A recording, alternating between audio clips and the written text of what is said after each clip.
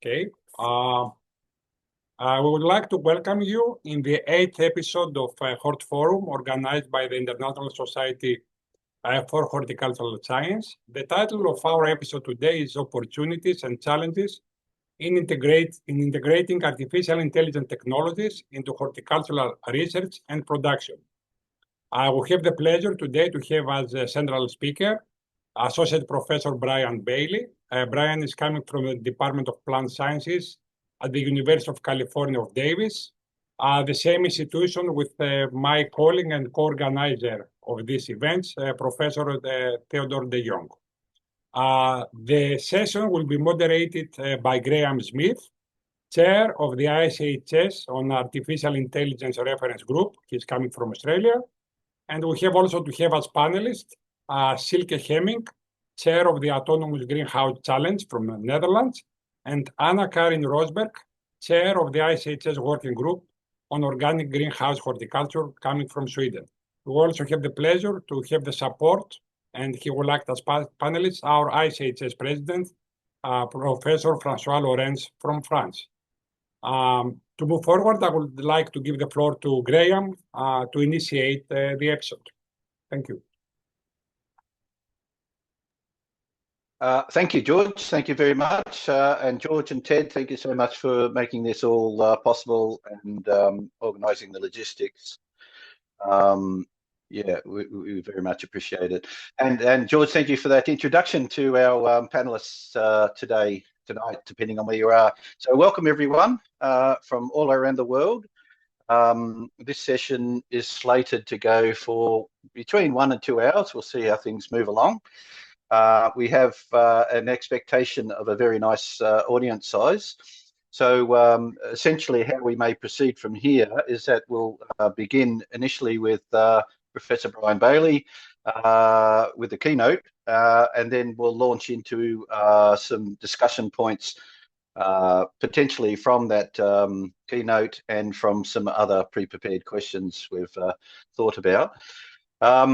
You'll have the opportunity to raise any questions in the chat box, so please do so, and we will do our best to attend to each and every one, but that may not be possible depending on the numbers that come through and how time's going, but we'll certainly do our best in that realm. So without any further ado, everyone's been briefly introduced. I think they're a great set of panelists with a wide and diverse range of experiences, so should provide some nice counterpoint for tonight's discussion. Okay, our keynote. To introduce our keynote a little bit further, we have, as already mentioned, Brian Bailey, Associate Professor from the Department of Plant Sciences, UC Davis in the USA. And Dr. Brian Bailey comes from an interdisciplinary background that spans the fields of engineering, computer science, and plant biology. Brian received his PhD in mechanical engineering, which focused on better understanding the physics of turbulence and energy transfer in plant systems. And prior to joining the Department of Plant Science at the University of California, Davis in 2016, he was a researcher at the USDA ARS, working on the development of improved biophysical models of grape powdery mildew spread. Brian's current research program is focused on developing the next generation of physically based crop models that predict crop system level responses to management practices and environmental variability.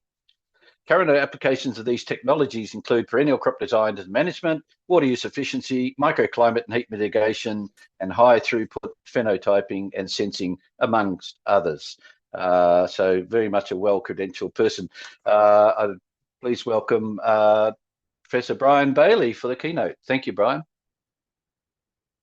All right, thanks so much for the intro and the opportunity to participate in this event. And thanks to the organizers for their time spent organizing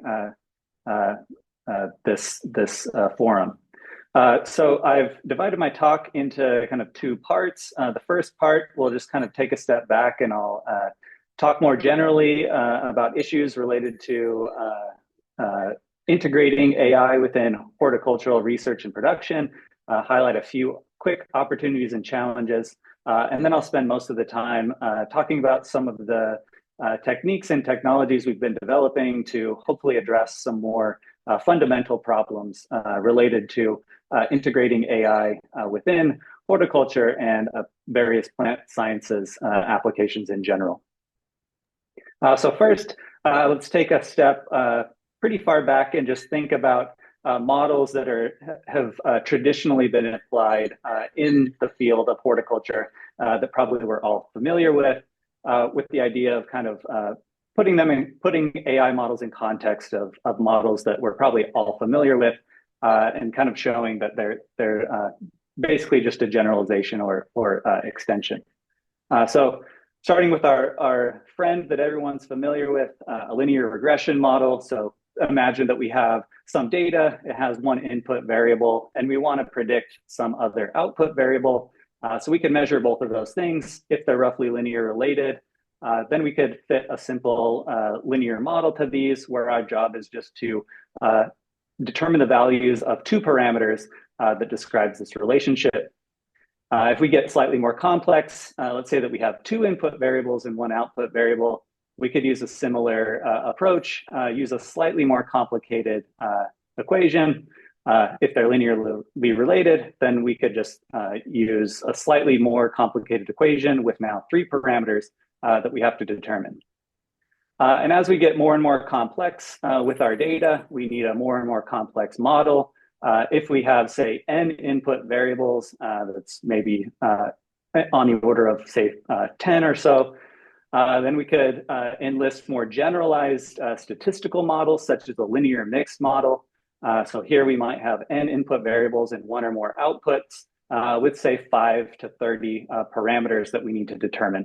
But nonetheless, we could use various approaches to determine those and come up with a model that represents these relationships.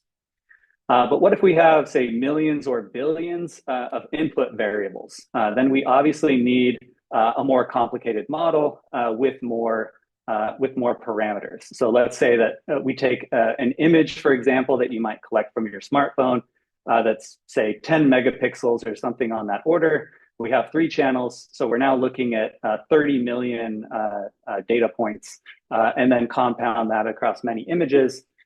We can potentially accumulate a lot of data really quickly.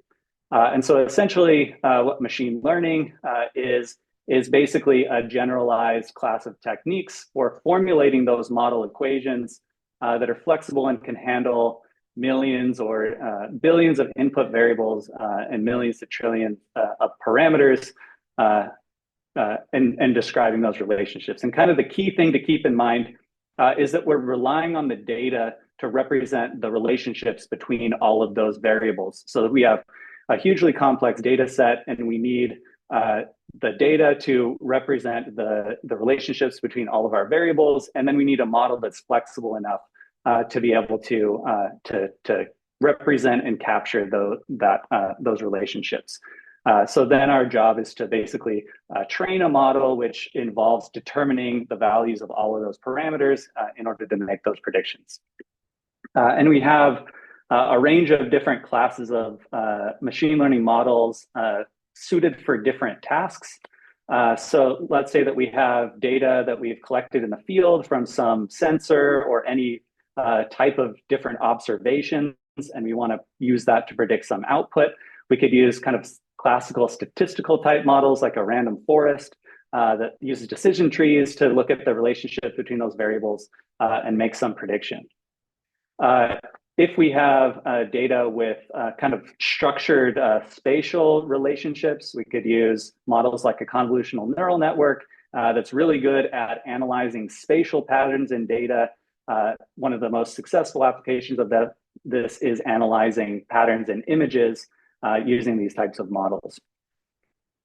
And then the types of models that we're probably all use most in our day-to-day life are language models, such as large language models or transformer-based architectures. These are really good at looking at patterns in text or similar types of data, figuring out the rules and patterns to that, and being able to predict essentially what comes next in a series of text.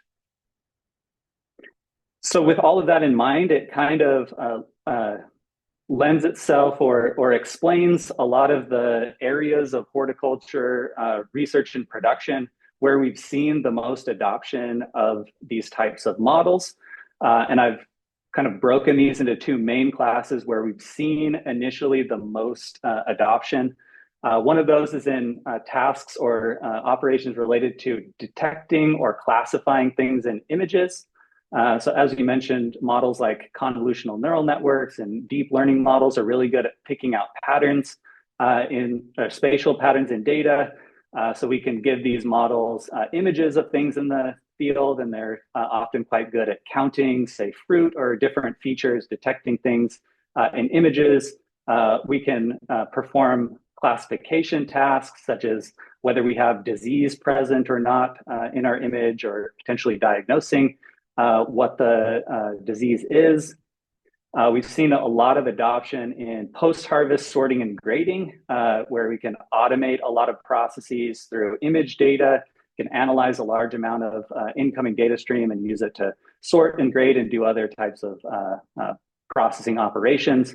And field scouting, so sending some type of sensing platform, either on a tractor or on a robot, into the field to collect image or other types of data and analyze that in order to diagnose what's going on, potentially take action directly, or to inform a manager to go and investigate certain issues. And another is in combining both image data, but other type of supporting sensor data. A big area where we've seen a lot of adoption is in greenhouse and controlled environment agriculture. I'm sure we'll hear about this in more detail from some of our panelists. Here we have a nice sort of more uniform environment that we have in the field, as well as the opportunity for more dense sensing, as well as the opportunity to control, so to have some more input control over the system to take action. Another, robotic harvesting, which has seen sort of mixed adoption, but a lot of work on the research end, again, analyzing images and different data streams collected from a robot in order to aid in automation of harvesting. So those are kind of some of the successes. There are a number of challenges that I'll just highlight quickly with a few examples in integrating these types of models in horticultural applications. A big one is a data quantity or quality problem. As we said, we're really relying on the data to extract patterns within our data in order to understand what's going on and make predictions.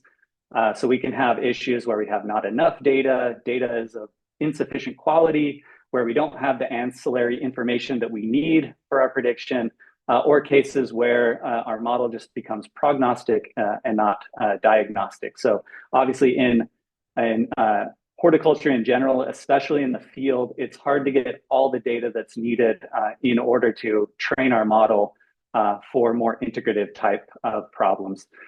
So just kind of a simple example, imagine that you wanted to make an AI model to predict our future yield in the field. And we have different input data sources, maybe weather data, some geographic information, historical yield data, for example. And we're going to use this to train a model to predict our future yield. The problem often is that while yield does depend on these things that we can readily get data for, it depends on a lot of other things that often we don't have the data for. So a lot of different management practices, combined with the fact that even with an AI model, we can't predict the weather long-term very well. And so oftentimes what happens is that our model will kind of revert to the mean behavior, and it'll just figure out the best prediction that it can based on the input information that it has. So in the case of predicting yield, you might find that the model just tells you that my best predictor of next year's yield was just last year's yield, in which case we didn't need a fancy AI model to tell us that. Or it'll just kind of take some average thereof. Not saying that this isn't possible and there haven't been successes in this case, but just kind of illustrating a general problem with applying these types of models. Another is a data annotation problem. So oftentimes, especially when we're working with imagery data, we need to annotate our data to provide supplementary information that we're going to use to train our model. And sometimes annotating data can be prohibitively time consuming or even impossible if there are features that we just can't have a person look at in an image or some data source and then annotate it such that we can train a model. So just an example, imagine that you wanted to make an AI model that's going to take imagery data from the field and tell us how I'm going to optimally prune my peach tree, for example. So let's say that I enlist the help of our friend Ted DeJong, who's on the panel, and we want to basically make an AI model that's going to encode all of his years of experience into this AI model to help us prune our peach trees, for example. There are a whole host of problems that would make this quite challenging, I suspect. One is that it'd be quite difficult to come up with sort of a language that can go from image to being precise about sort of where we should prune, as well as the difficulty in representing all the variables just from images to be able to see, how we should prune or that sort of thing. I suspect what would probably happen is that the model would just kind of default to some general sort of predictions, probably something similar that you could find from reading, one of Ted's papers or extension articles or something, in which case you didn't really need a fancy model in the first place. So lots of challenges when it comes to just not being able to provide annotations or the right kind of information that you would need to train a model to do more complex tasks. So this is a challenge that we've been working on overcoming more fundamentally. To say it kind of in more general terms, we're interested in looking at how do we go beyond sort of simple visible features or trends in data to uncover more integrative and agronomically relevant traits or information. So as an agronomist or horticulturalist, when we go out into the field, there's a lot of direct and indirect sort of sensory information that we take in order to diagnose what's happening in the field or to inform different management practices. And this is more than just, say, taking an image and then, characterizing as one sort of thing. It integrates a lot of different processes and information in order to make these more integrative type of analyses. And so the way that we're thinking about this and going about addressing these challenges is by using models and simulated data in order to supplement AI model training in areas where we either can't annotate data or we just don't have the quantity or quality of data in order to train these types of models. So in essence, generating simulated data to help with model training. And this idea of using simulated data for AI model training is certainly not new. It's been used for quite a long time in other fields. Maybe one of the most classical examples is in the field of self-driving cars. So these self-driving car models use a lot of simulated data to help them. So to generate broader data sets or to fill in areas where data is lacking, or to be able to create scenarios that might be dangerous or difficult to train in the real world. We can test them first in a simulated environment before we actually take it on the road and put it to the test. And so over the past number of years, we've been developing a 3D plant modeling framework called Helios. You can think of it like a digital twin of agricultural systems. We've mostly focused on field type applications. And this is an example of a simulation of an almond orchard where we've gone through and laser scanned the trees in order to reconstruct them. And then you can run them through different physically based models in order to predict how the system is behaving under its current configuration, or what might happen if we change certain variables and kind of perturb the system to see how it will perform. So we can simulate things like light interception, transpiration, photosynthesis, carbohydrate transport, yield, growth, microclimate, lots of different processes within the model.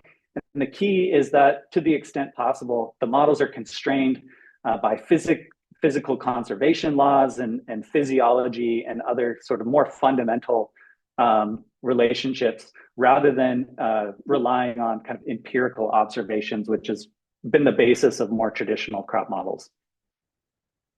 This is just another fun video showing kind of the generalization of the model. So this is basically one plant model, and we just change parameters in order to generate a wide range of different crop types just by inputting the relevant parameters. And this is also dynamic. So all of these plants were kind of grown dynamically to this mature state that you see. And we can go from rice to corn to different fruit trees, all within the same model by just changing parameters.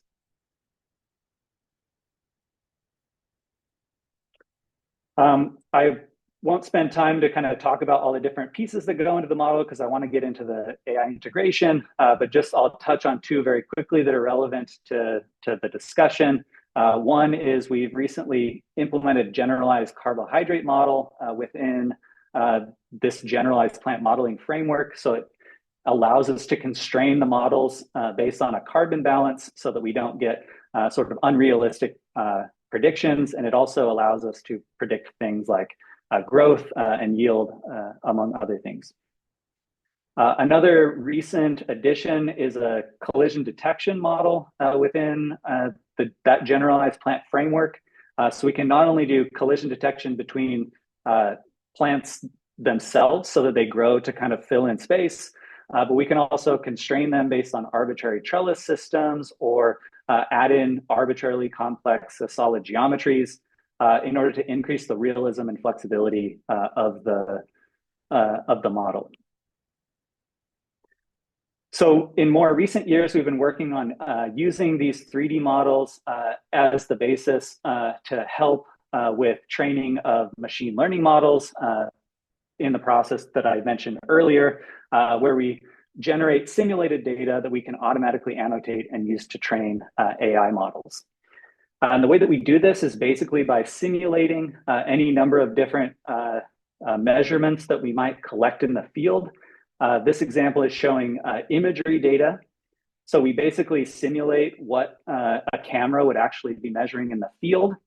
So we start with simulating the spectral radiative properties of all the surfaces. So for example, if our plant moves into a vegetative phase, a reproductive phase, and we get strong sinks from our reproductive organs, which then depletes chlorophyll and nitrogen in our vegetation, we can simulate all of that and its effect on those spectral radiative properties. And this will all sort of manifest itself in our simulated imagery because it's based on the physics of those interactions of photons and our different surfaces.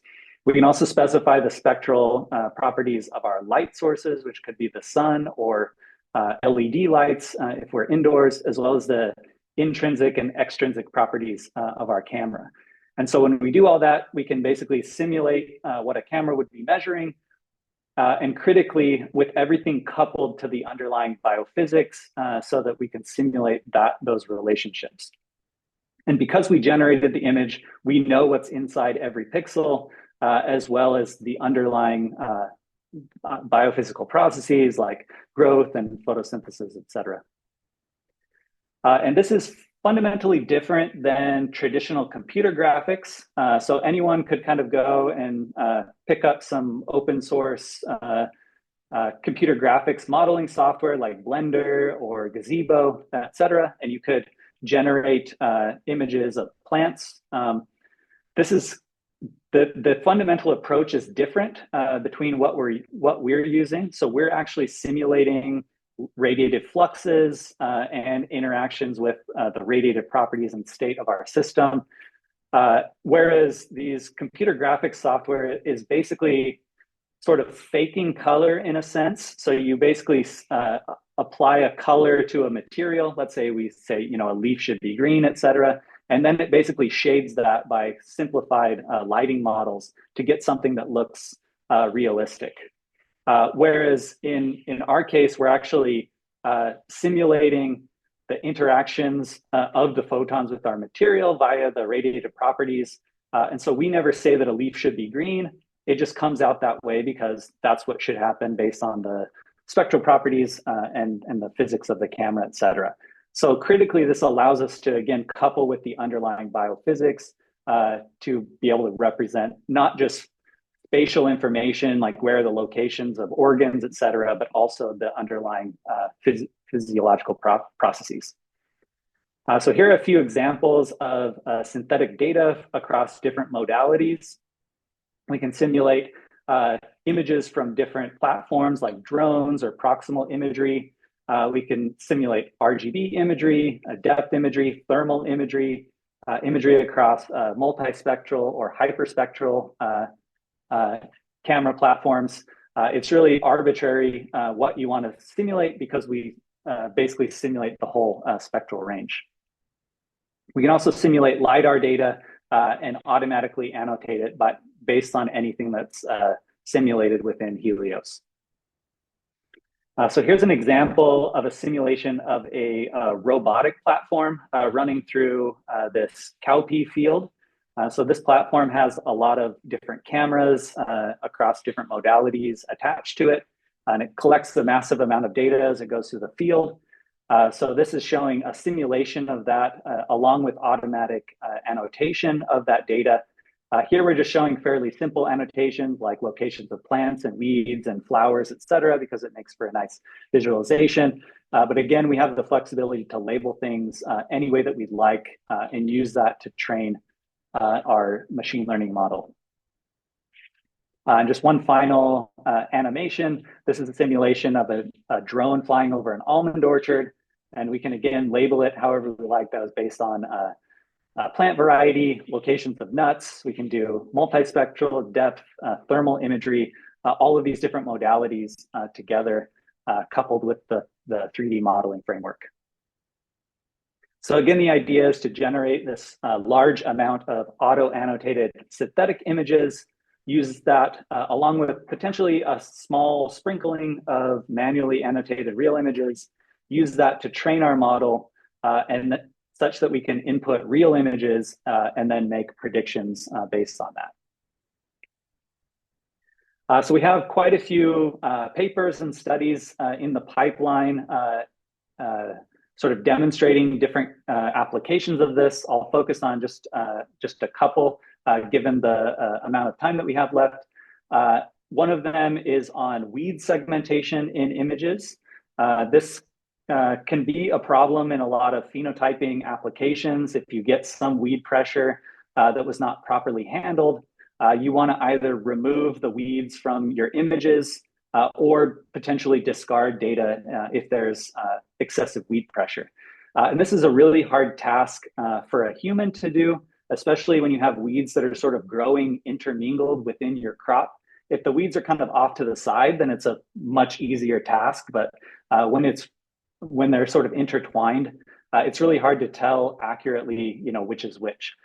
So a student that's been working with us, Earl, generated a large amount of synthetic data where we could exactly generate the masks within these simulated images, and then use that to train a machine learning model where the model had never actually seen a real image before during the training phase. And then we applied that to real images to do this segmentation. And it worked quite well. It's hard to give an accurate number quantifying how well it's doing because it's hard to get the ground truth reference that's accurate enough to compare against. But visually, it does quite a good job when you have these complex intermixed scenarios at generating these segmentation masks. This is a nice application, the sort of object detection or segmentation tasks that are more traditional computer, image processing type of tasks. But I think the more sort of transformative potential is in linking with the underlying biophysical models. So as I mentioned before, any process that's simulated within the 3D model, we can generate these label masks that can label our image based on the photosynthesis or the stomatoconductance or any number of other things for that specific pixel in our image. And then we can use this to train a model to extract various features. We're also quite interested in using this to automatically calibrate the 3D models such that we can use them to make predictions in new spaces. This has the advantage that the models are constrained by physics and it's not purely an empirical model. So by extracting model parameters and then applying these more mechanistic models, they're a bit more constrained in novel prediction environments. So the idea is to take sensor data in the field, use that to automatically extract model parameters, and then use our model to predict in new environments. So one example of this is some work that a student in my lab, Ismail, has been working on. And what he wanted to do is to automatically extract stomatal conductance model parameters from thermal images. And then once we have those model parameters, we can use those as quasi-traits that tell us something about how our crop is performing. Does it tend to have high stomatal conductance? Is it sensitive to VPD such that it tends to shut our stomata down quickly in the face of stressful conditions, et cetera. So what he did is he generated a big synthetic image data set of thermal images with lots of different plant traits, different stomatal conductance parameters, different weather conditions, et cetera. And then use that to train a machine learning model, which we can then apply to real thermal images to get these stomatal conductance parameters out of it. And again, the model had never seen a real thermal image during training, only during its application. And in order to test how well the model was doing, he basically took those extracted parameters and then substituted back in weather data and then compared that against manual measurements from a pyrometer. And the performance was quite good, I think better than we expected, given the accuracy of the pyrometer measurement, the R-squared across different seasonal time points across different genotypes was about 0.7, which is probably about the accuracy that we can expect from our ground truth measurement itself. And so just to wrap up, we're working on, through a collaborative project called Gemini, we're working to put all of this together within the context of plant breeding in order to take field-based sensing data and extract those 3D model parameters, as well as use synthetic data to quantify new and more integrative traits that are more sort of agronomically relevant. We also use some genomic information in all of that. And then the goal is to basically be able to assess what our plants are doing now in our current environment, as well as to predict across the future by substituting in novel environmental conditions. And that's it. Thanks for your attention and thanks for the opportunity. Thank you, Brian, for an excellent introduction into what is the research being done in this space and looking at how AI may be able to assist us going forward. I have a quick question there, if I may, Brian. How far away do you think this is? You're going to bring this research you're doing to a practical application in the field, and what sort of bottlenecks do you need to overcome to get there? Sure. I think it depends on a lot on the end application that we're referring to. I think there are a number of industries that are already sort of adopting it in terms of building their own tools. So it's kind of a back end for predicting different things and extracting information from data. I think there's definitely a more broad adoption bottleneck, I would say, especially when you're dealing with AI models. There's the trust aspect, such that we have to be confident enough in it that we can, make big time decisions based on the data, as well as even in a breeding context, as I mentioned toward the end, providing all the data in a very, in a way that's relevant and usable and actionable for breeders or anyone that wants to use it.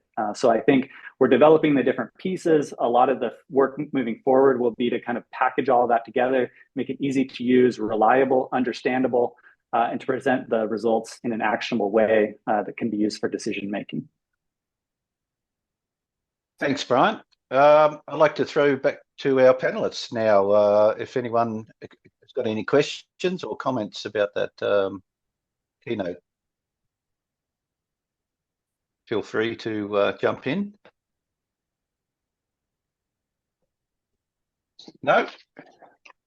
Seems like you've covered yourself very well, Brian. No, very much There's a couple in the Q&A okay. if you want me to just quickly run through them, let's or have if you a want look to there. move on. Yeah. Yep. Would like to thank you very much, Brian. You bring a wide scope. I think it's good introduction. Thanks. There's a quick question about generalizing from more traditional crops like maize and tomato to cannabis and hemp. Is it agnostic? I think we've put in a lot of effort to make it as agnostic as possible. You saw that more generalized sort of modeling framework that we tried to build. I think you could change a few parameters and collect some measurements in the field to get the information that you would need in order to adopt it to different crops like cannabis and hemp or any number of other crops. So the goal is that by using this more detailed three-dimensional approach, that it is more agnostic and generalized as well to other cropping systems. Okay, thanks, Brian. What we might do is move on, but just in reference to something you mentioned, the word trust. And I think that's an area I'd like to get into later on. So please stay around and contribute as you see fit. And we'll go forward. So, okay, to the panelists, what I'd like to do is maybe get each one in turn to give us a brief overview on what are your current levels of adoption and experience of AI in your field of expertise, your institutes or industries or whatever the case may be. So what's working for you and what still requires some work to be done. So Anna, can we throw to you for our first comment? Yes. Okay. Maybe I should just say that I'm a no AI expert. I come into this subject from organic greenhouse horticulture specifically. So I'm looking into how that relates to the industry and the research going on in organic greenhouse horticulture.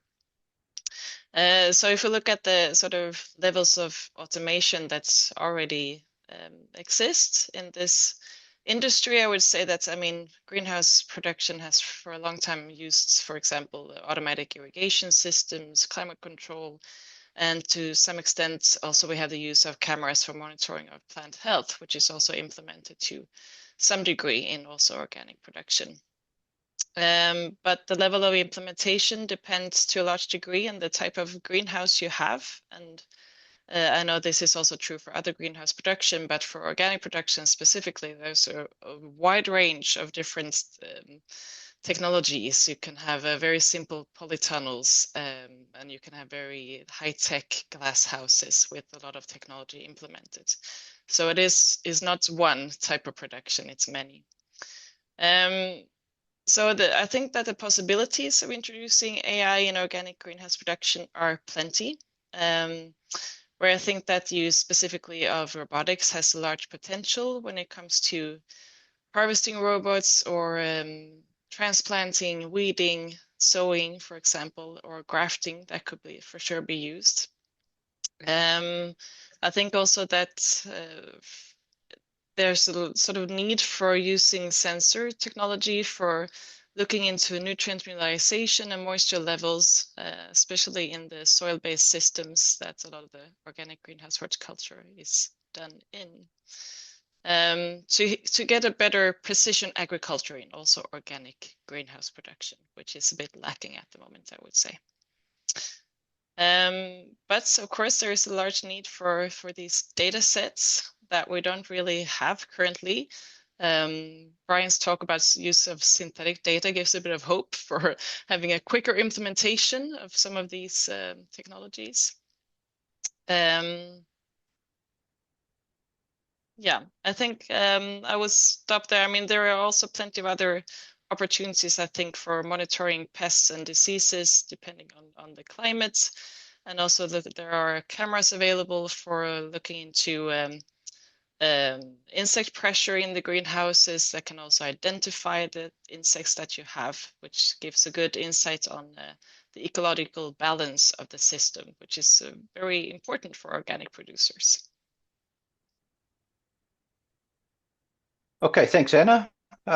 Silke, I might throw to you now, and as chair of the Autonomous Greenhouse Challenge. I think you guys have been playing this space for quite some time now and getting more and more comfortable with it. But so I guess using that as your experience, but anything else you'd like to throw in?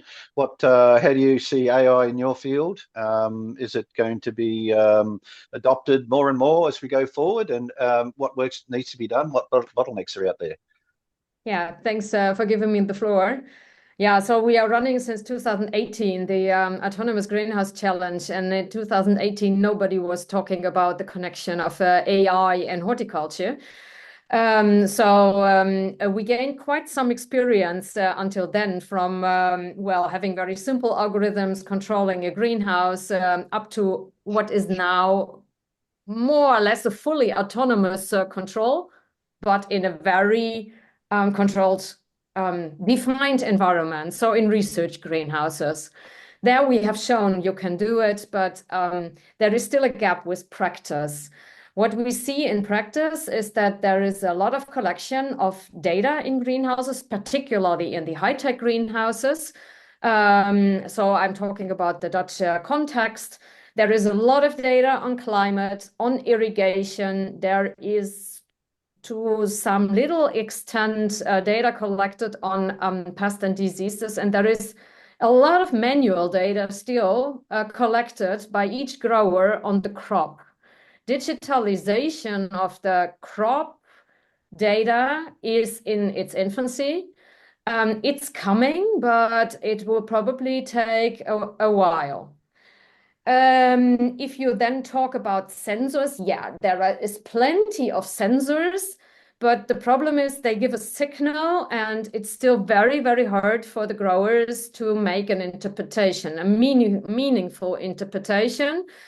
And they have problems to really choose which kind of sensors are the best to use.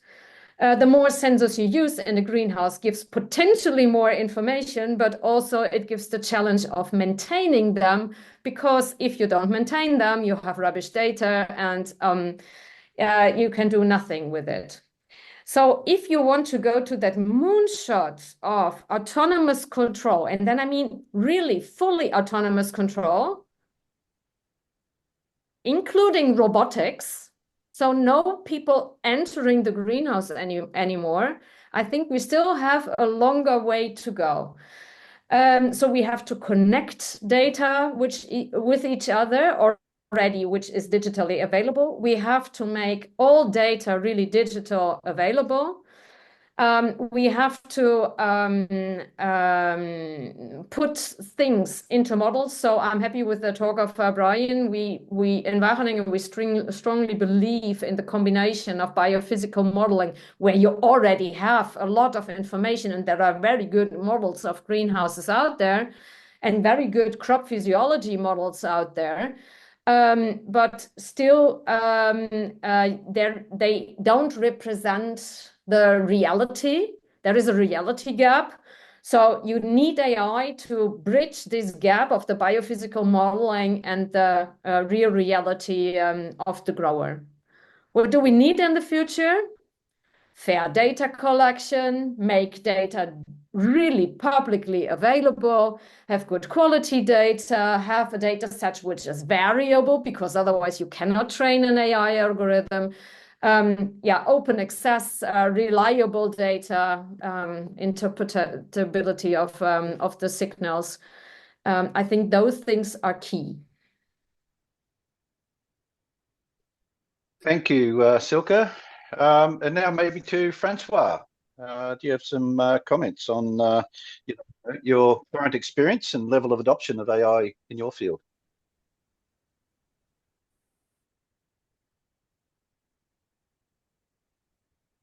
I'm not an expert on AI, so thanks to inviting me. I'm just actually, I think I'm here in two capacities. I am basically a breeder and geneticist, so I'd like to comment on what you said at the end, Brian. But also I'm the president of ISHS, and as a worldwide society, I think we have a role to play in the AI implementation and how to do so. We already discussed a few times with Silke about data, but quality of data, but the role of ISHS to collect data to anything. So I think we should do that. I'd like to come back on the breeding and genetics. By experience, the bottleneck of the geneticist right now is the phenotyping, and thanks to all the new tool sensor and things like that, we really can make progress. So it works. I used to coordinate a big EU project on many kind of crops, wheat, maize, but also apple, and the only big difference between all these crops was the data on phenotyping. We really are very, very low on fruits compared to these big crops. So I think AI, for me, it's a really big. We really need we need AI to improve that. So it's very important. On the breeding, which is very different from the genetics, and I think that of course, we need some AI. Also, sorry, for genetics, we use AI for all the statistical models, genetic models, and things like that. And actually, we used to do AI before AI was invented. So it's a long time ago that we started to do models. So it's different. For the breeder, for me, the main. The most important quality of the breeder is the feeling, is the something I think AI is far to help right now. So we of course we'll be able to use sensors and things like that to help a little bit, but the final things will be, I guess, always for the guy, for not for the machine, but for the guy. So okay, you understand. I'm balance on the use of AI, I think, and I see Ted, and I hope he will speak about that. But and actually at the ISHS level, I try to make a survey. So I question all our division working group share. Thanks, Anna, Silke, to answer, and it's very interesting to see. Very difficult to say AI is, because AI depend on the discipline, the AI depend on the crops, and so we have to make our mind how to deal with that. Yes, but I don't want to enter in the room of TED. There are people who are for, people who are against. We have to work with it, and but it's an interesting challenge. For sure, it will help to better understand very complex phenomena, for sure. I stop here. Thanks, Francois. Very useful. So what you might be saying then, if I can come back to you, is that there's always going to be a role for a grower, at least in the commercial side of things, with the intuition, with the experience, with the feel.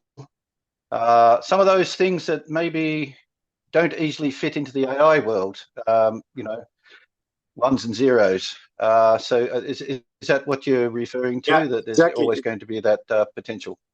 For sure. And also, I would say creativity, innovation. So we have to be very careful. And one of the drawback or the risk of AI is to, in the next year, to train model, not anymore with the human sources, but with former models and former output of models. So we'll go on the AI generation, and we'll lose I'm not a specialist, so I think it's a risk, and we have to think about that. And for sure, the quality check of the data is something, and to be sure and to keep link with the data is something which is really essential. But yeah, creativity. We to think about that. Okay, thanks, Francois. Well, what I'll just throw out to all the panelists at this stage, I think that leads us nicely into what are the potential challenges that AI may bring. and how to address these, or do we have a response to that yet? So maybe to Silke first. So what challenges are there, and how do we respond? Yeah, I think the availability of data, I just mentioned fair data, good quality data, I mentioned before. But the main other, you need them to build good, reliable AI algorithms. But there is another dimension to the whole thing, and that's the trust of the end users. So if you give people a decision support system, end users should trust what the decision support system is telling them. We also have to deal with ownership of data. Somebody in the chat said data is gold nowadays. Yeah, data is gold, but if you don't share it, people don't get better. So actually, all the large companies, the AI companies, they build all their algorithms and search engines on our data without us knowing us. So how do you deal with ownership in horticulture? Do you want to regulate that? Do you want to, yeah, so how do you deal with that? And another issue is the ethical aspects. So how do we want to deal with ethical or gender accessibility issues in the algorithms which are built? That is not discussed yet in horticulture. It's discussed in the broader community, but not specifically. But we have to find, I think, answers for that. And this is already an issue, which is data security. So if all your data are in the cloud and you're hacked and your company is down and you cannot produce anymore because of the hack, these first examples are there. So I think, yeah, that has nothing to do with horticulture research, but I think we should be aware of those issues. Indeed. Thank you, Silke. You touched on data integrity and that. How do you feel about data value? I mean, these large language models are going to be reliant on, well, let's be honest, trillions of data points, where they're coming from. And I think that data must have value. And where it's harvested from, is there the opportunity there for those who provide that base data to get some sort of value or benefit from it? I think that's always an interesting question. So be happy to hear your thoughts on that. Yeah, I fully agree that people who deliver the data should get a value, but at the moment that is not, I think, well enough regulated. So people tend to keep it to themselves, and then the data has no value anymore. But maybe for yourself, but we all get better if we share something with each other. So I believe in sharing. But you are right. The value should go to the owner, and that should be regulated in which way ever. Okay. Yep. Thank you, Silke. Anna, following on the same theme, how do you see that data, the value, and how we might use it? And I think I agree very much with Silke that if you go into a bunker or silo mentality, then nobody wins. And it should be shared, but it's also valuable stuff. So I'll be interested, Anna, to hear again, what are the potential challenges that in your field that AI may bring, and how to address those, and maybe a comment if you've got one on the value of the data. I'll start with the challenges, I think, because well, some of the things about organic greenhouse horticulture is that it's very labor intensive. So use of robotics, for example, could aid a lot in that aspect to lower cost for labor. But organic greenhouse horticulture is a small market, and the growers are not the ones with the highest purchasing power or possibilities to invest in this kind of machinery. So that means that the development of AI will most likely not be tailored for organic greenhouse production specifically, but for markets that can actually pay for the products.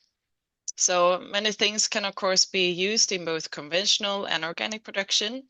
But if we look at control systems for fertilization, for example, that looks very different, as would management inputs for pests and diseases, where the timing of the input is very different if you're using a microorganism biocontrol agent or a chemical pesticide for the disease or the pest.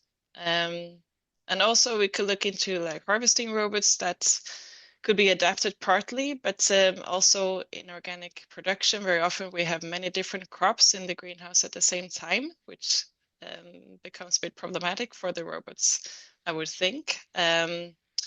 Also, organic producers tend to use other varieties of plants. Many are interested in heirloom varieties of tomatoes, for example, and they don't necessarily look exactly like the F1 hybrids that the robots have been trained on. So the needs are different, and I mean, not even the plants always look the same. But there is a need for agriculture and the tech companies to collaborate in order to develop AI solutions that are both accessible and affordable for the producers, and also to produce AIs that are actually relevant for the growers to use, that they need, that they want to have. So there are risks of AI solutions being very expensive, which could lead to divisions between the growers that have the funds to invest and the ones that don't. So there is this risk that the digitalization of agriculture could reinforce a lot of social and economic inequities, which is a large issue. Yeah. And if implemented, it is also of importance that the growers have access to education and training on how to use these different solutions, and also make sure that they invest in the ones that are actually relevant for their production, because we could have very different needs depending on the type of crop we produce. So, and just to come back to this with the data, not necessarily the ethical choice of sharing your data, but I recently read an article about where they made a comparison in sustainability between organic and conventional greenhouse production.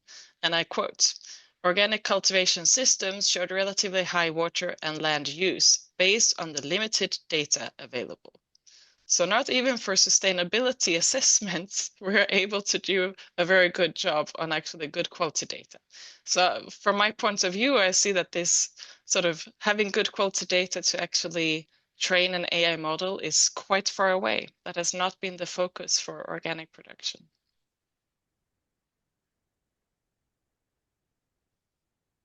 Okay, thanks, Anna. I think here I'd like to jump into maybe what might be the impacts and costs, impact on costs, productivity driven by AI. This is we talk about in the abstract, you know, but there's going to be some significant investment required to adopt this in a practical sense, and I think we're not sure what that's going to be, but I'd like from the panelists to get a bit of an idea how you feel, cost implications and productivity as an offset, cost-benefit analysis, I guess, at the end of the day. So, Francois, do you have some thoughts on costs and productivity? Much. I'm really concentrated on the research, so I really can't tell you really on the impact for the growers, but I would like to come back on your comment, Anna, on the cost for organic. I don't think we should distinguish like that organic and non-organic crops. If there are any progress on the conventional agriculture, for sure, one time you will get the impact on the organic. So I think one time, and for me, the prices will go down. If it's well developed, the prices could go down. So I'm not so pessimistic on this point. And sorry, Graeme, I'm not able. I can't really answer your question, but Silke or Anna answer. It's okay. Thanks for the contribution, Francois. Silke, what are your thoughts on costs and productivity? Yeah, so let me first ask you, costs on developing the AI or costs for the grower once it's there? Oh, I think they're both important aspects. Okay. If you'd like to touch on both, I'm more than happy with that. So maybe first on once you have available tools. What we see is that, and we showed it also in the autonomous greenhouse challenge, that you, with a good algorithm, you can cut down on costs. And we did show that with autonomous control, you can reduce the amount of energy used in the system by about 20%. And that means, depending on the energy prices, you definitely have lower costs. An algorithm can better oversee all the complex decisions the grower has to make. Depending on the environment, that's not the Netherlands, but maybe in a more arid climate, that can also go for water. So here, water is not the main cost, but for us, it is energy. It can also boost productivity. So I would like not only to focus on the cost side, but at the end, the grower wants to sell a product with a good quality. And we also have shown that these algorithms can boost at the same time the productivity, thus the income. And an algorithm can optimize on this net profit. So the productivity times the price minus the resource use times the costs. That is something a computer, an algorithm, if it's AI or not, can much better oversee than a human. So I think there is an opportunity. And that not only holds for high-tech greenhouses, I strongly believe this data and information also holds for low-tech greenhouses, because if you have an app which can detect with your smartphone, for example, the pests and diseases you have, you can much earlier take actions. So I believe in these decision support. Everybody has a smartphone, even if you have a low-tech greenhouse and you have a very small greenhouse. So everything which is easily accessible in that means will really boost our productivity and lower our costs in the future. However, that is different as soon as it comes to discussions on automation replacing labor. So if we talk about robotics, there is a large difference between high-tech, large-scale greenhouses and small-scale greenhouses. Because these systems you have to invest in, you have to have capital, and the efficiency of these systems is just much higher for a large-scale enterprise than for a greenhouse of 100 square meters. You still need a lot of investment, but there the payback time is more difficult. So I think we have to differentiate between those decision-making and a robotics application. And eventually these two things come together, but yeah. Does that help answering your questions on the cost side? Yeah, thanks, Silke. And maybe just for clarification for our audience, when you mentioned the potential for 20% cost saving by running a different climate temperature profile, so less energy, but of course the important thing is no impact on production. You're also suggesting, I think that's an important point to make, that it's maintaining productivity, quality, but with a different profile. Yeah. Well, okay. I can cut energy cost in the Netherlands by 100%, so have no energy cost at all, but I will not have a tomato production. Of course. It always goes together, in my opinion. Always indeed. Brian, sorry, yes. Ted. So, yeah, this is Ted. I'm glad Silke brought up the capital part of this, the capital intensive part of this. This is very important because most of this new technology, no matter what we say, in the end, it requires a lot of capital input, either in terms of intellectual capital or monetary capital. And if that's the case, and I think that will be the case, to really capitalize on a lot of this is going to require large investments. And so this is automatically, I think, like we've seen in many post-harvest applications and so on, we've seen in the post-harvest world, all these really unbelievable use of AI to check for quality and fruit size and pack out and all that stuff, robots. You have an increasing capital investment, and whenever you have increasing capital investment, you're basically pushing the small growers out, not by intention, but that's the way it basically ends up. And so there's a lot of issues there related to the future of AI.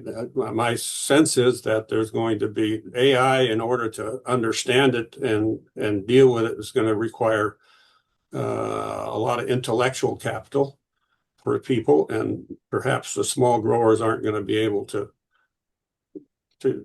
manage that. And so we have to be thinking about, is this driving us in the right direction? I don't think we do anything about it. It's just a matter of time. But basically, every time we've increased the technological know-how and machinery and so on, it tends to make the larger operations more efficient, because they can afford the capital and both the investment of the expertise and the equipment. I disagree. No, actually, I don't fully agree with you. And sorry, Silke, but what Silke showed with the smartphone, I think it's a very easy application for everybody, not only big companies. Well, there will be no question. There will be these simple, straightforward applications that smartphone, but there's going to be some very expensive applications to take it all the way. So in the end, it's going to increasing technology drives to increasing consolidation. Yeah, my view on that, up particularly because I don't want everybody just to agree and say whatever. If you disagree with me, perfect. That's why we have these forums. But this is one thing that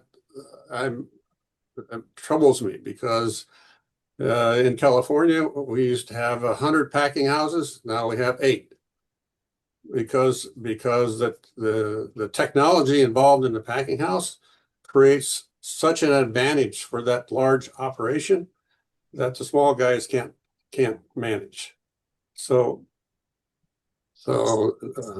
this is something that we have to think about when we implement AI. I mean, Brian gave us great examples of all this, really primarily in the area of research. If it can be translated into practice at a very low level using smartphones and simple things like devices like that, then it'll help everybody. But if it requires a broader either understanding or set of equipment, it's going to be driving us in the direction of consolidation. It's a matter of size. If you have a small farm, you don't need a big robot, and you just can manage with your smartphone. If you have a big farmer, you can afford, but also you have to use bigger and more machines. So I think I don't see the real issue right now. Perhaps in the future. Silke, sorry, No, I think we are coming closer to an agreement, because I wanted to say the same than you, Francois.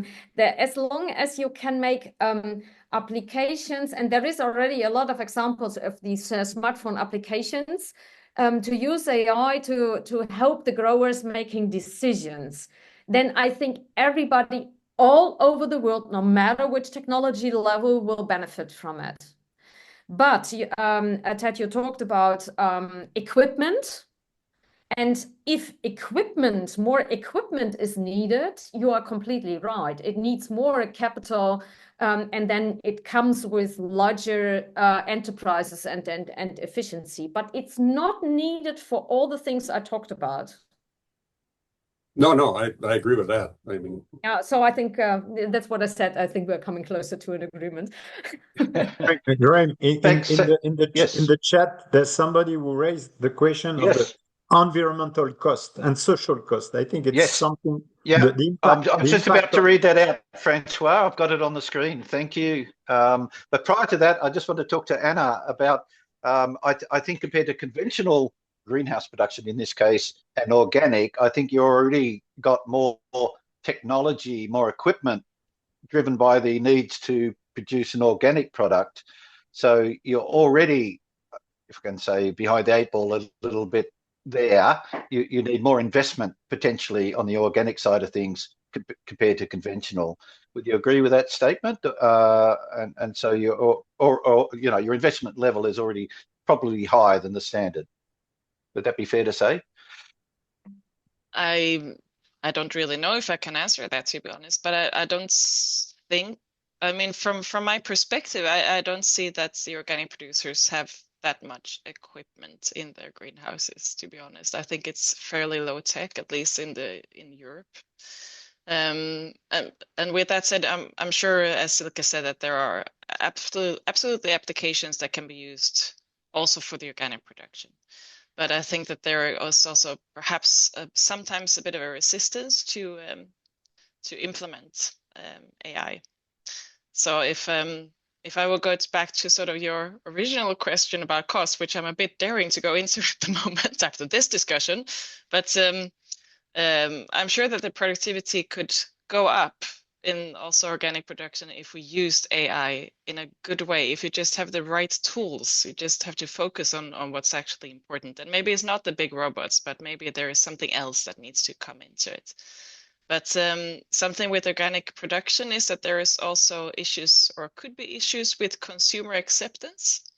Because when it comes to organically produced plants, there's this expectation that organic is basically the same as coming out of nature or being one with nature. And I think the use of AI could sometimes become a bit of a contradiction for consumers to buy the produce, as well as some growers that are very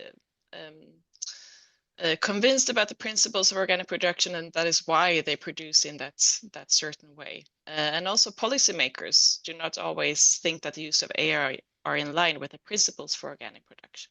So I think if we want to come into some of these social obstacles or social economic obstacles, that could be one of them for organic production. Thanks, Anna. I would think with AI adoption as we go forward, that we are very strong potential to develop what I would call an optimized blueprint for growth.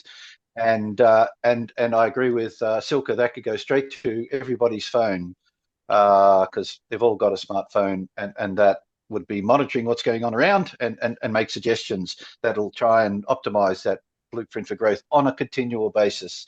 And that's going to be beneficial for whatever type of production system you've got, I believe, going forward. So those data sets are going to be important to help us create those.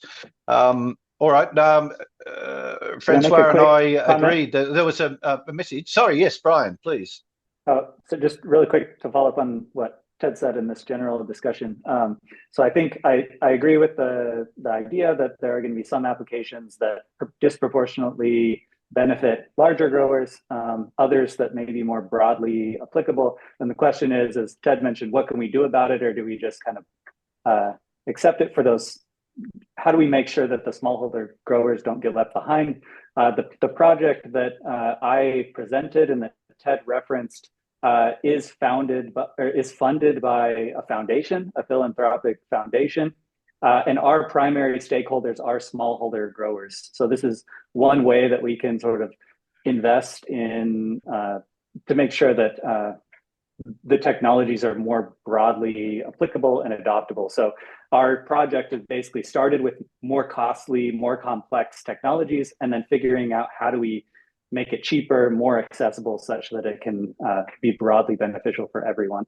So I think those types of projects are, foundations that can help fund research into these, smartphone type of applications and other things that can be more broadly applicable.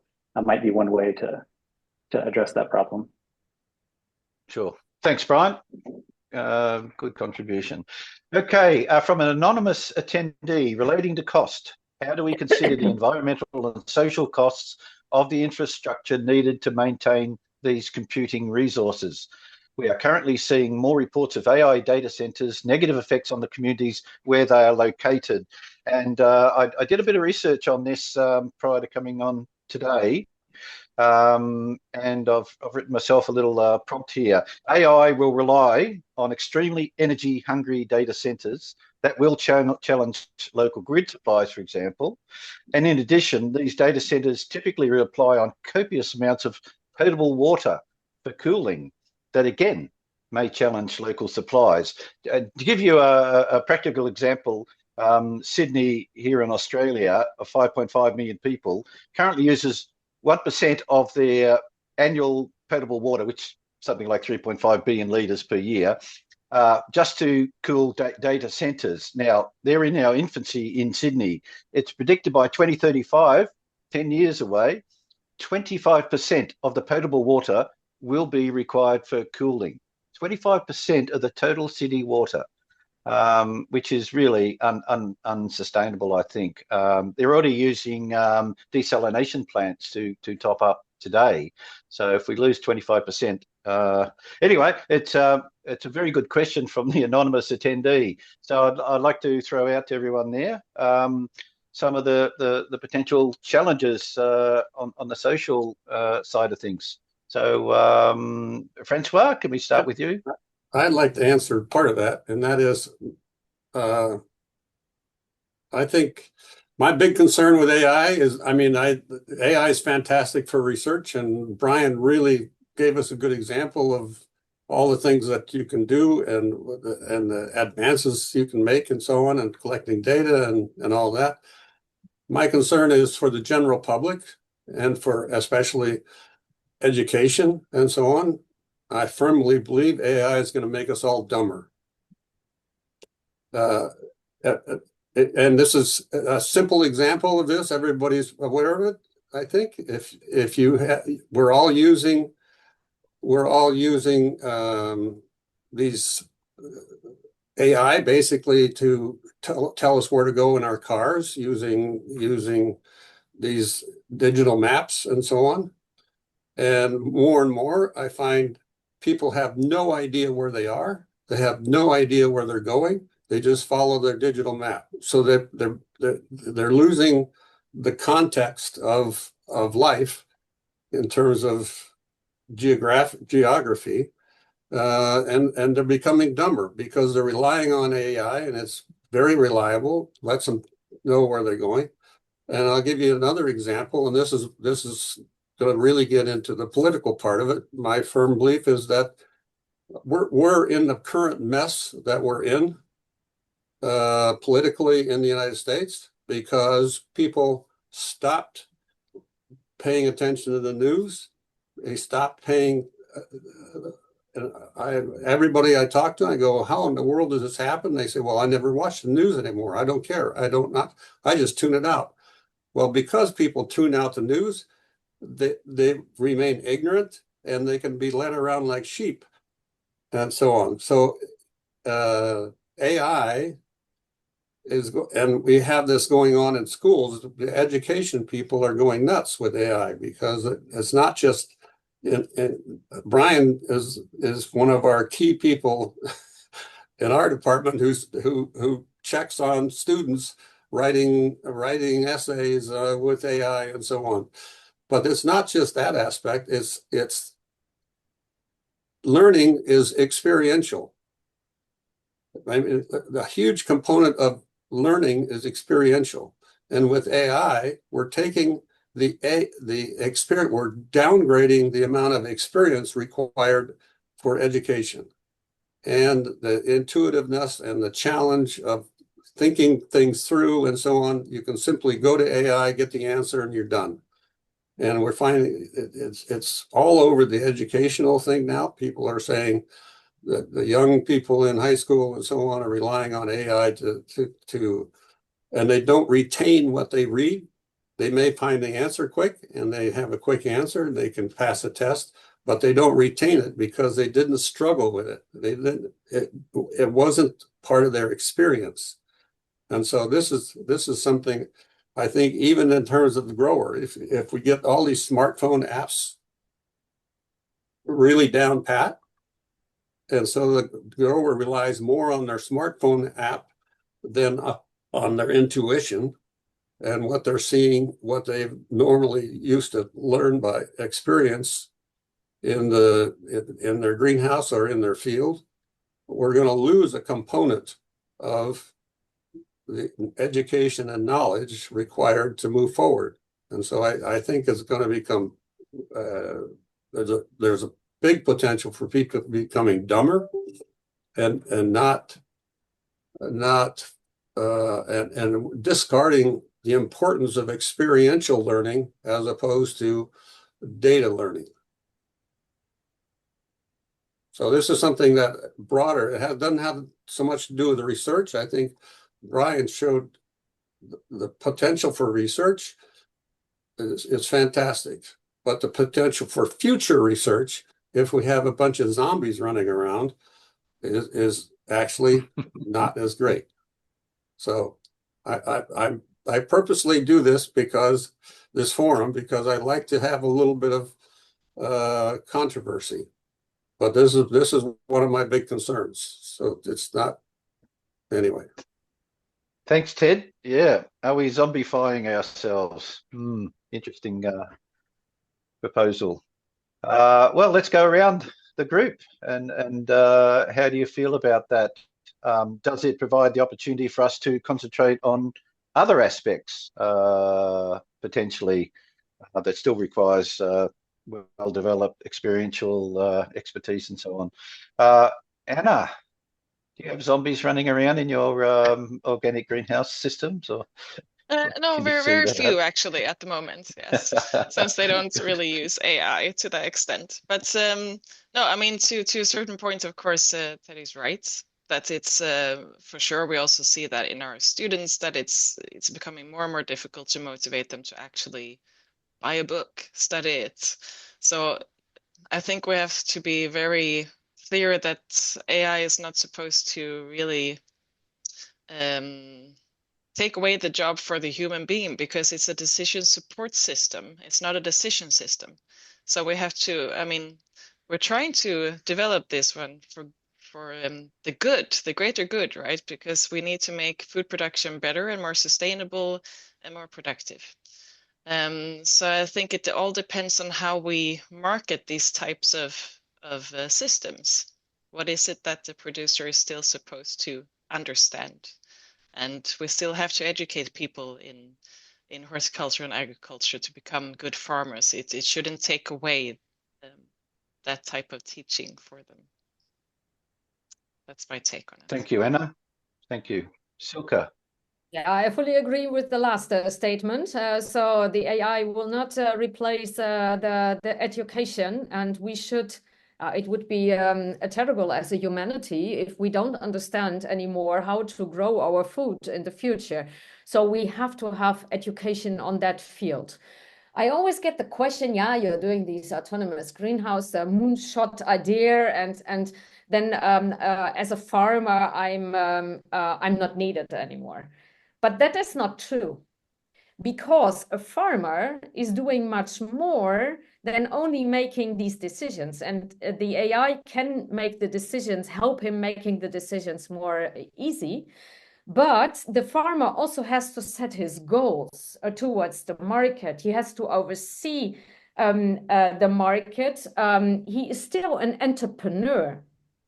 And these AI algorithms don't replace that part of the game, but the grower, the entrepreneur, gets a larger span of control. So he can operate maybe not only one greenhouse, but many greenhouses in many places.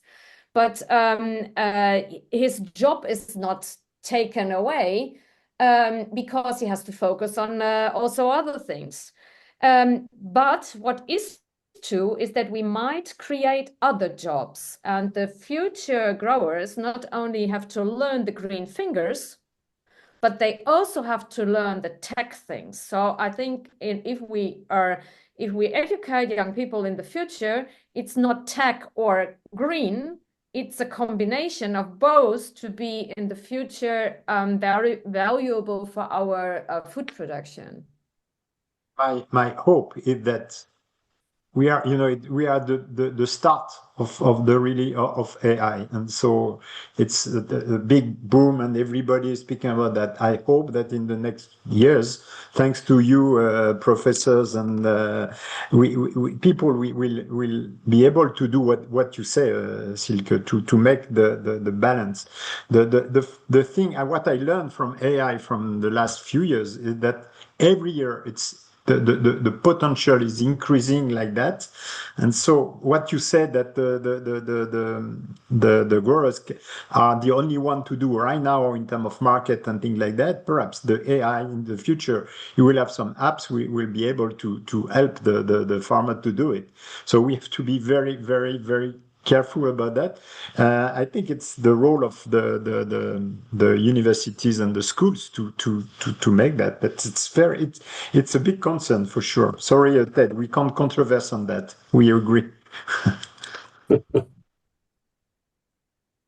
Thank you, Francois. I'm just concerned because Yes, Ted? So the problem we have here is that we're all of us are academics, and we're all thinking in the area of research and advancing our fields and so on. But for the commoner out there who is just going around trying to get through life on a day-to-day basis, and they're not focused on on research or how to improve this or that. They're basically going through life. I think my concern is there will be less and less demand for them to develop their intuition and understanding, because these crutches that will be provided by AI will become more of their life. And so that's sort of concerned. I think us as academics, we can appreciate the benefit of all this to move our academics ahead. But for the person who's not involved in that, I think there's a bigger risk. Even for the research, I think there we have to be cautious for the new generation not to trust 100% this new technology. Really, it's very, very, very important. So the concern is for everybody, for sure. George seems to raise his hand. Yes. What is clear, I think, since most of us are coming from academia, is that we have to reorganize the curriculum for the bachelor students and include lessons that will provide this type of information. I would like also to comment that I'm quite impressed by the comments by the attendees. Many of them are sharp and to the point. And just to brief the panel, and particularly to thank Silke, because at the same time, in this dynamic process, she answers questions, she's replying to queries. So I would like to give the floor to promote to panelist Dr. Herford, if she wishes to make her point also to all of us. Dr. Herford, you have the floor if you are online.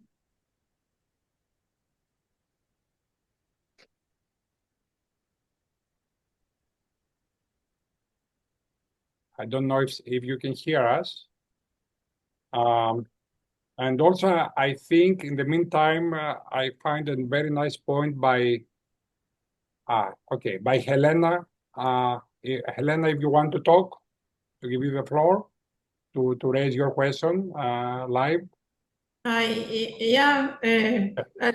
I asked about the one type of data that can be collected for sharing. So from our experience, we have several pilots and several type of data. We try to put everything in the same algorithm, but in real time we have a high variability in data from different sources. So I think there is also interesting thing to sort of how we can collect data from different sources and how we can share it. Probably AI can help with this to produce some application or from some protocols, how people may collect data and then share it and make some decision based on data from different sources. Thank you, Helena. Silke, I think that you have a response on that. Yeah, maybe I can share some experience we have. We have a large greenhouse. It's a research greenhouse of 1 hectare with different compartments here in Bleiswijk. But maybe I share a little bit what we were also struggling with that. We collect a lot of data, but you have to integrate it. And we have different sources. We have a climate computer, we have data loggers, we have people filling in Excel files on their observations. So what we did is we connected all these things in one database. By the way, we use a tool which is Havana, which is freely accessible to everyone. So we have already structured way of climate data, which is coming out of the climate computer. We have structures data from the irrigation part, which is also coming out of the computer. Then we have data loggers, for example, with images from camera systems. So we put that in the same database.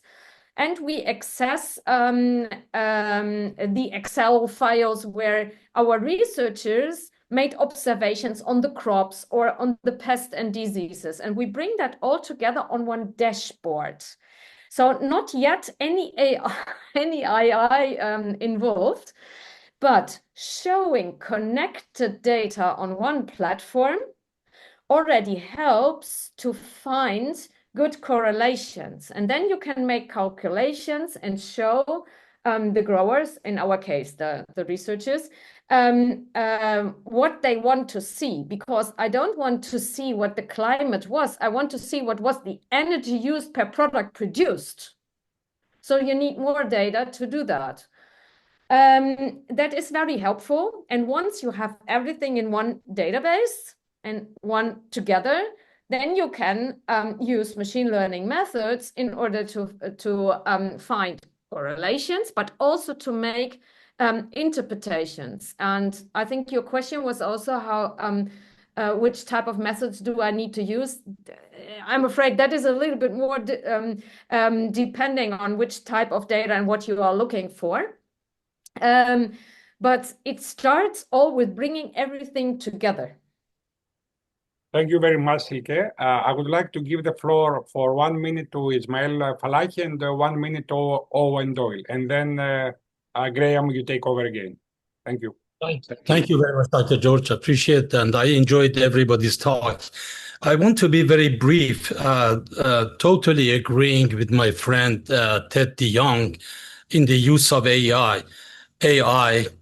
And I don't want to be pessimistic, but I think that the would not be very useful for the smaller growers, at least in our condition that, especially this year, that all of the growers in the US thought that great, they have a friendly whatever on their side, and they are finding major labor issue, etc., etc.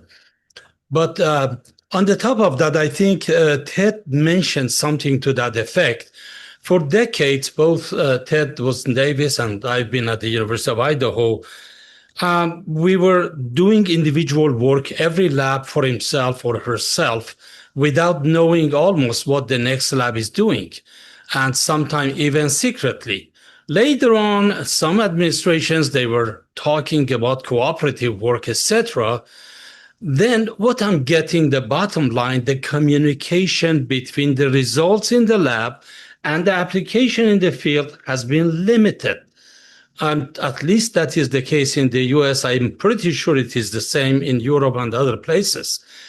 There are very few, relatively speaking, like Ted and our group in pomology in general and some vegetable specialists, that they really communicate and have regional meeting that they can transfer this research data to the field.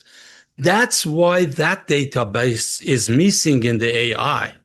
So what we want to do, I wish there was a stronger communication between extension and research segments in the past, which there has not been in the past the way that I wish would have been. So that is one of the major things. The other one is that AI has become and will become more a place for the phony data published from certain institutions and certain countries. As associate editor, I'm sure some of you are, we are scratching our head to see what is the real data and what is phony. And they can make the best English from, if you talk to this author 2 minutes, you know that this is not his or her language. It's AI helped. So I think those are some of the things that we have to be thinking before we get too excited. Thank you so much. Thank you very much. And I give the floor to Owen Doyle for his input. Hi, George. Good to see everybody and hear from you. I was just interested in Ted's contribution there, and I would agree with what he's saying, and I would have my same concerns in terms of our students losing their ability to think for themselves and their lack of experiential learning. But then again, AI is presenting a fantastic opportunity for people to learn differently, and perhaps as we let it run its course, it will make major contributions, no less in horticulture than anywhere else. In terms of its application in horticulture, there are many, many, many avenues in which it can make a major contribution. And I think what we have to do as a international institute is to have seminars like this and to tease out all the challenges and opportunities and bring in people who are not digital dinosaurs like myself, but have a better understanding of the technology and its potential application. As regards its translation to growers into the field, that's where it's absolutely critical that you have extension services, and the destruction of extension services throughout the world is having and has had a major impact, negative impact. And if we don't reconstitute extension services in Ireland, what we have done is we've established working groups on specific topics, and we find it much easier to communicate with growers and grower representative groups through these type of workshops on specific projects or specific challenges. Thank you very much for your time. Thank you, Owen. And thank you, Ismail. So interesting contributions. Just to add to that, if I may, that at the end of the day, when we look at the industry side of things, all growers simply want that seed to reach its genetic potential. That's really what they're interested in. And I think that's very simplest form, AI will not in any way force plants to grow. It can't do that. But what AI will do is try and remove what stops them from growing. That's really where it's going to be, at its great potential. So anyway, interesting subject. And whilst we're into this, trying to understand the pros and cons, the benefits and challenges of AI, I'd like us now just to move quickly towards a big umbrella overview. And I'm not sure that we can solve any of this, but try and get a bit of a handle on how we see AI evolving as we go forward. And the question is, should we allow AI to grow organically based on intellect and reason? So this is, a collection of data points to large language models and all of that sort of stuff, how it might use that. However, should we try and instill human morals and ethics with some well-considered guardrails to ensure that AI would be what I call a good servant and not a bad master? So we often see AI through the lens of productivity, but we may not consider potential risk or harm, especially if there are no guardrails in place. So I know it's all big picture stuff, but I'd like to get your views on, how we see AI going forward, not just what Brian's presented here today, which is very practical, very beneficial, and how it's going to be used, but AI is going to be going across our entire ecosystem, not just Hort, but everything on the planet, and it's going to impact us in ways we can't even begin to imagine. But even in the Hort side of things, are there some guardrails that we need to put into place so that we don't get into those, maybe some of those scenarios that Ted alluded to in terms of knowledge accumulation and transfer and understanding. So I'll go around the group, if I may. Brian, we haven't brought you in for a little while, so what's your view on whether we should instill some, human morals and ethics into the bigger, broader picture of AI? I think there are two sides of it that I think about. One is kind of maybe more related to the discussion that Ted led, which is that I think that the industry and the market will naturally impose some constraints in terms of what ends up being profitable. I think people will not, bet the farm on their AI initially until they're very confident in it, and still probably it will need to have some, the human in the loop, like we've talked about, the ability to override things or use it as, again, decision support rather than this autonomous thing that could go haywire. From the broader perspective, I think there are some potential regulations that are needed, perhaps to stop bad actors in some cases, or with any technology, once it becomes more integrated and networked, there's potential for bad players to use it in a negative way. So I think there are some regulations needed on that side. So I'm not really sure myself what the best regulations would be at this time, but I think it'll be some combination of sort of self-regulation and then broader regulation. Thanks, Brian. Francois, any potential guardrails we need to consider? Sorry, I missed the last part. I was my Wi-Fi didn't work. No. So what was the question? Should we consider building into these AI systems some form of guardrails so that at the end of the day, it doesn't go rogue in the worst case scenario, but we have a good servant, not a bad master, if you like.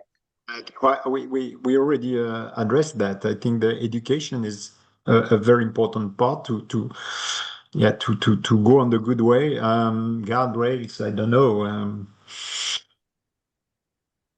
No, sorry. That's okay. Anna, any thoughts on that big picture stuff?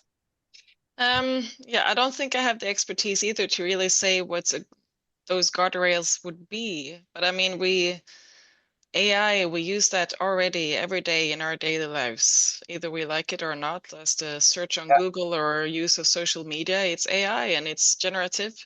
And for sure, there's for sure a potential for the need for regulations of this, but I could not say what that would be. But I mean, as people in academia, I hope that we can be pragmatic about it and use it as a valuable tool, and to make sure that we are responsible in its use and use it in the best way possible. But how to safeguard that, I cannot answer. Thanks, Anna. I think you've given some insights as to what might be possible. Silke. Yeah, I don't know how to regulate it, but maybe it's good to point out a few things. So yes, we should bring in some human moral ethics. That is definitely for sure. And whatever the AI is doing, it should consider the gender accessibility. And gender is not only human, it's not only women or men, it's also the social context, the regional, cultural context, which is really important, that you have an AI, that you have the AI taking into consideration the diversity we have as human beings, and not only for a dedicated group of our humanity. That is very important. How to do that? I have no idea. I'm not a social scientist, but that is something we should consider, and not only for horticulture. Okay. No, I think, absolutely. It was more of a big picture question. Yes, Francois. Graeme, I think I suggest event has a role to play in that. It's also why we put that on the table. So we have a network of thousands of people on different disciplines, different crops. And we already started to discuss that with Silke.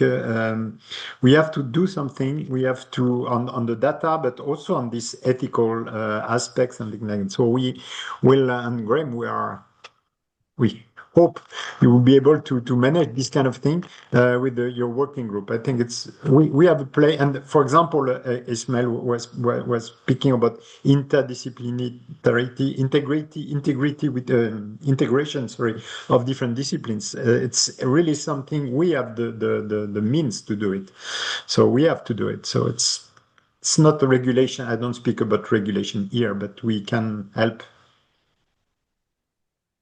I have a question regarding Ted. that. I was going to throw to you, Ted, because you started us going down this little rabbit hole, and I thought maybe you might have also thought about some potential solutions. My only reason for going down that rabbit hole was to bring up the fact that AI has very positive aspects in the research field, but in the social and other areas and education areas, I think there are major concerns. But what I was going to ask from the group is, should we be looking at AI as a separate topic like we did today in this forum? Or this is relative to ISHS.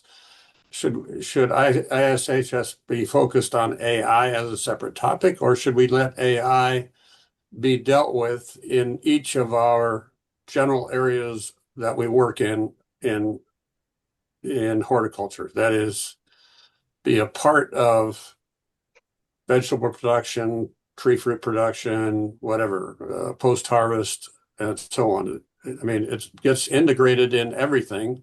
And so just from my standpoint, it's difficult to have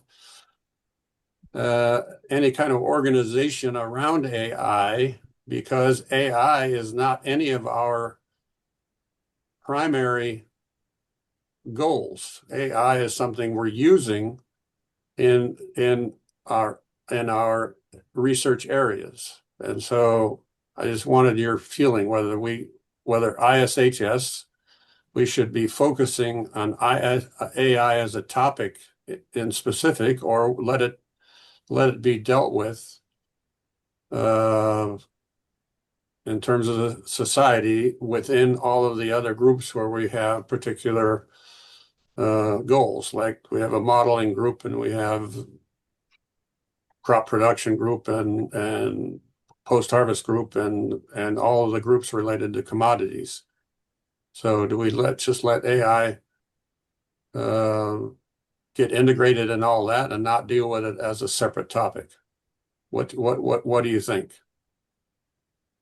Can I give my answer? No, Francois, yes, I was going to throw to you. I thought you're probably best placed at this point. Yep. No, AI is a very transversal topic. It's a tool. There are many tools behind the AI, and so Of course, it has to be integrated in each of our division working groups. But all the question we raise now about data, about ethics, about things like that, it's not linked to one division or one working group. It's a general question on AI. And so for me, there's something to do on AI, not a division, not to have I don't know, working group, or I don't know how we can call it, to address or to try to see if we can address this point, and then to have that, of course, applied in the different division. Is my view. I don't know if it fits with the current structure of ISHS, but for sure we have to address this point, the data, for example, for sure. Yep. For me, Ted, I think at these early days, we're still trying to find our way on how AI is going to integrate into it. And you're absolutely right. It's across everything, every working group, every division, everything we do in life. In fact, it's going to be so pervasive. But I think in these early days, there's an opportunity to try and mitigate any reinventing the wheel. I mean, if work's being done in one area, why is others expending time and effort necessarily? Maybe we can be more efficient at our resource allocation and research as one possible benefit of having a specific AI representative group. So to help coordinate activities and to generate discussions and extension between all the groups as to what's working out there, what isn't, what needs assistance with, et cetera. But I'm happy to throw now to Anna and Silke for any comments you might have on how you see ISHS and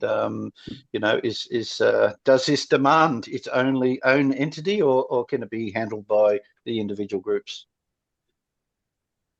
Well, since I saw Silke doing this, I'm just gonna say that, I mean, it's integrated, as you say, in all subject areas. So I from my point of view, I always think that it's that in a way it already exists. We already talk about this in the different subject areas. So maybe there's not a certain need for having it as a working group on its own. That's my point. Brian, okay. Can I make it? Yeah. Oh, sorry, Brian, I can make comment.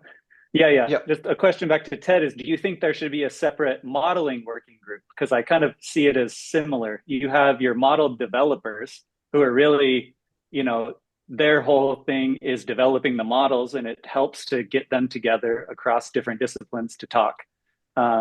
Whereas there's also model users who are dispersed amongst all the groups. And so I think currently you have a mix of the two. So maybe the question is, should we have a modeling group and an AI group, or sort of AI gets kind of absorbed into the modeling group, and then we also have AI across all the other groups? Because I see it as kind of a similar vein. Brian, don't you see that? Don't you think that the modeler in the future, because of the AI will replace this kind of people, or do we still need? We didn't discuss too much about the labor and the kind of job. I'm fully sure that some jobs will disappear because of the AI, replaced by the AI. So I don't know for modelers, but for example, for the bioinformatics people and things like that, for sure, the AI is already in the business. What do you think, Brian, on the modeler? Yeah, I think that some modelers will become, AI modelers and developing the AI infrastructure that we need and applying it. I think, in my opinion, there's still a role for, more traditional modeling, if you want to call it, and integrating it with AI, as I mentioned. So I think there's still roles. Some things will shift, and some things will adapt and integrate. The shift, yeah. Okay, Silke, I saw you vigorously shaking your head or nodding, I think, when we're talking about modeling. You're muted, Silke. Sorry, no, I just shook my head that I don't want to comment on it. I'm not sure if we should discuss the ISHS structure here. I'm not sure if that is so interesting now for all the people participating. But it's good to give it a thought in the background and then come with some suggestions over here. AI is important. There are large communities, scientific communities working on AI only, not only for horticultural applications, and we should make as many as possible links over there and not reinvent the wheel. But how that is structured within the ISHS, I don't have an opinion. Okay, thank you. You just gave an opinion. Yeah, you did. Well done. I see we only have 6 minutes left. So what I think we should do is go around the room and try and get some take-home messages from everybody. A quick 30 seconds or so, if you could just think of anything you feel that we can take away from what you've discovered today. So who am I going to pick on first? I think I'm going to pick on Francois. You got a take-home message for everybody. AI is very important. We have to be careful. We have to manage. And sorry, Silke, but we have to think. I think ISHS has to do something with to help about that. No, I don't want to take more time on that. Okay, short and sweet. Thank you, Francois. Anna. Yep. Any final take-home message? Yeah, also short and sweet, I think. I think for the ones developing AI, to make it really relevant for the growers and to make it adjustable for different situations or different production environments, and also to consider that small-scale farmers exist and also are interested in looking into these types of technologies. Thank you. Excellent. Silke? I think AI will give us a lot of opportunities in the future to produce the food which we need, and also with the healthy vitamins and minerals we need to eat. And it will help us to attract young people to our business in order to make horticulture sexy again. I love that sexy part. Yeah, you're absolutely right. Fast coming the time where we need to produce twice as much with half the inputs and twice the nutritional benefits. And I think AI will help us get there. It's a pretty lofty goal, but I believe that's where we need to at least aim for. So thank you. Francois, were you just one point. Actually, I think we didn't address that, but I have a question about what is the place of research. There are a lot of startups working on AI and AI, and there are a lot of institutes working on AI. In Europe, there are a lot of duplication of the same work. So what is where the research has to be? And how can we work with the startup? I think it's not a conclusion. You open a new question, but for me, it's a main issue. Sure. Thank you. Brian, do you have any final take-home message for the group? Yeah, just be quick. I think that AI will dramatically change the way that we do research in almost all areas. I think as far as bringing it to industry, key points I think are return on investment. At the end of the day, it has to be profitable and maintainable, and also retain the human in the loop to supplement decision making in a lot of applications and not just be purely autonomous. Thanks, Brian. Ted, I'll throw the last one. You get the last word. If you've got some sage advice. You're on mute. Is the best you're on mute. You're on mute, Ted. Mute. I would just say that there's obviously many positive aspects of AI, but as educators, we have to make sure that we pay attention to the potential negative aspects of AI in terms of educating the future generations. Thanks, Ted. And in the short time I got left, I just want to say thank you very much to all the panelists for your contribution today. I think it was very well worthwhile, and we heard a lot of really interesting thoughts and guidelines that we need to consider. Again, thanks to George and Ted for making this all possible, putting it together. Without you, it couldn't happen. And indeed to Brian for your excellent keynote that gave us a snapshot of what's happening in your world, which is also going to be very much part of the bigger and brighter world of AI going forward. So again, thanks for everyone so much for your time, and very much appreciated. And yeah, and hopefully we'll see you all down the track. And thanks to all of the attendees, and apologies we couldn't get to all your questions. There were some excellent ones here, but no, we do appreciate it. Thanks so much, everyone. Travel well, and we'll see you down the track.